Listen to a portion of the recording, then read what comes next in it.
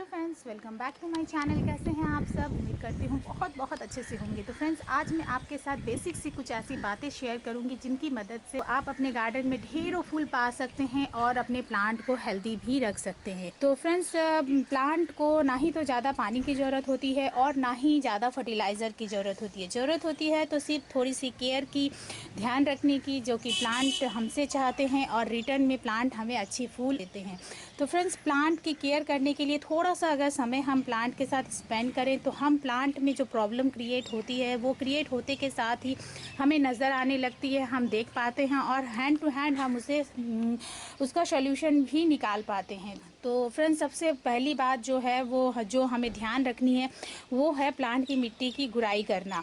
तो मिट्टी की गुड़ाई तो हमें अक्सर ही करते रहनी चाहिए, लेकिन ख़ास करके हमें ध्यान रखना चाहिए जब बारिश का मौसम हो। बारिश के मौसम में जब रेगुलर बेसिस पे बारिश होती है तो आप देखेंगे कि प्लांट के गमलों में मिट्टी में काई पड़ जाती है, तो ये काई गमले में ना पड़े, इस बात का ध्यान रखें। इससे क्या होता है, फंगस अटैक प्लांट में बहुत जल्दी होता है। तो इस चीज़ का हमें ध्यान रखना है और टाइम टू टाइम हमें मिट्टी की गुड़ाई करनी है। गुड़ाई करने से फ्रेंड्स ये होगा कि मिट्टी में एयरेशन अच्छा होगा और प्लांट की हेल्थ अच्छी बनी रहेगी। फंगस अटैक होने का चांसेस बहुत हद तक गुड़ाई करने की वजह से कम हो जाता है। इस बात का ध्यान हमें रखना है। थोड़े थोड़े समय के बाद हमें प्लांट की मिट्टी में गुड़ाई करनी है। जड़ों के पास हमें गुड़ाई नहीं करनी है, उससे थोड़ा हट के हमें गुड़ाई करनी है। दूसरी बात फ्रेंड्स, हमें ध्यान रखना है कि प्लांट में जो ये कुछ जंगल जैसे उग आते हैं इन्हें हमें हटाते रहना है, वरना ये जो प्लांट है ये मिट्टी की सारी एनर्जी खुद ले लेते हैं और जो मेन प्लांट होता है उस प्लांट को प्रॉपर एनर्जी नहीं मिल पाता है। तो जितने भी जंगल जैसे उग जाते हैं, अनवांटेड प्लांट जो उग जाते हैं, उसे आप इस तरह से हटाते रहें। तीसरी बात ये ध्यान रखने की ये है फ्रेंड्स, जैसे ही आप प्लांट में कोई पीली पत्ती देखें तो उस पत्ती को आप इमीडिएटली हटा दें। अगर आप छोड़ देते हैं तो आप देखेंगे कि 1-2 दिन के बाद वो पत्ती झड़ेगी। जैसे कि आप देखेंगे कि ये थोड़ी पीली कम है, अगर हम इसे छोड़ देंगे तो कम से कम भी 2 दिन के बाद ये पत्ती प्लांट से झड़ के गिरेगी। तो फिर पहले ही अगर हम इसे हटा देंगे तो प्लांट अपनी पूरी एनर्जी इस पत्ते पे देने की बजाय दूसरी जगह अपनी एनर्जी देगा, जिससे कि प्लांट अपनी ग्रोथ को अच्छा रखेगा, अपनी फ्लावरिंग को अच्छा रखेगा। तो इस बात का भी ध्यान रखें। इसी तरह से सिर्फ पत्तियां नहीं फ्रेंड्स, इसी तरह से आपको फूलों को भी हटाते रहना है। जैसे ही फूल स्पेंड हो जाए आपको फूलों को भी हटाते रहना है, जिससे कि प्लांट अपनी एनर्जी सही जगह दे। ये थोड़ा सा टाइम अगर आप प्लांट को दे पाएँ तो प्लांट अपने आप को बहुत ही हेल्दी रख पाता है और हमारी थोड़ी कोशिश से ही प्लांट से हम ढेरों फूल पा सकते हैं। तो फ्रेंड्स, इसके बाद हम बात करते हैं प्लांट में लगे पेस्ट अटैक के बारे में। प्लांट में काफ़ी बार हम देखेंगे कि इसमें मिलीबग लग जाते हैं। खास तौर पे गुड़हल के पौधे में मिलीबग का अटैक बहुत ज़्यादा होता है। अगर हम रेगुलर बेसिस पे देखते रहेंगे फ्रेंड्स तो हमें पता चल जाएगा और एक आध मिलीबग के रहते ही हम प्लांट की केयर कर लेते हैं। बहुत सारे मिलीबग होने के पहले ही प्लांट की केयर हो जाती है तो प्लांट हमारा ख़राब नहीं होता है और बहुत ही आसानी से हम प्लांट को बचा भी लेते हैं। रेगुलर बेसिस पे अगर हम देखते रहेंगे तो प्लांट में मिलीबग लगने का खतरा भी कम हो जाता है।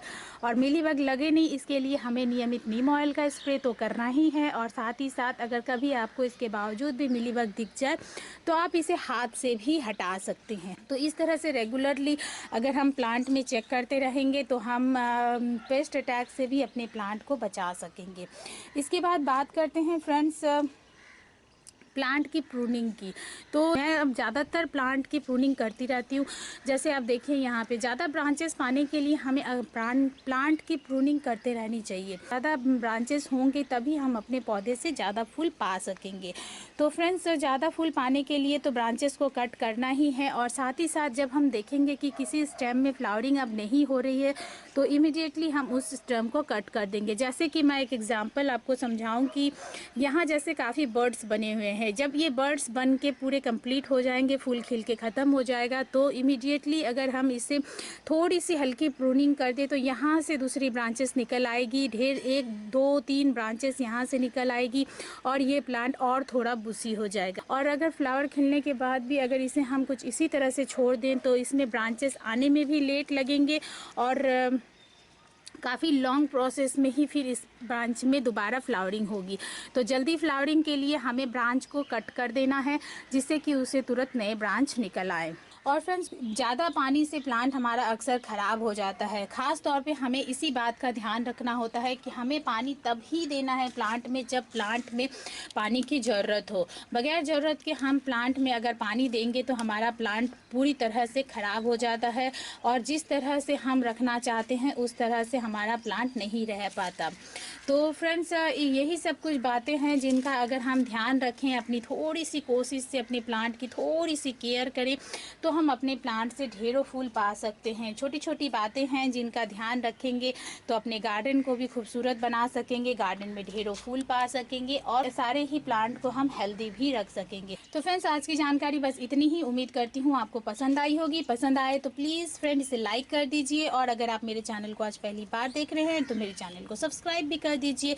तो चलिए फिर मिलते हैं हम अगले किसी वीडियो में नई जानकारी के साथ। Okay then, bye.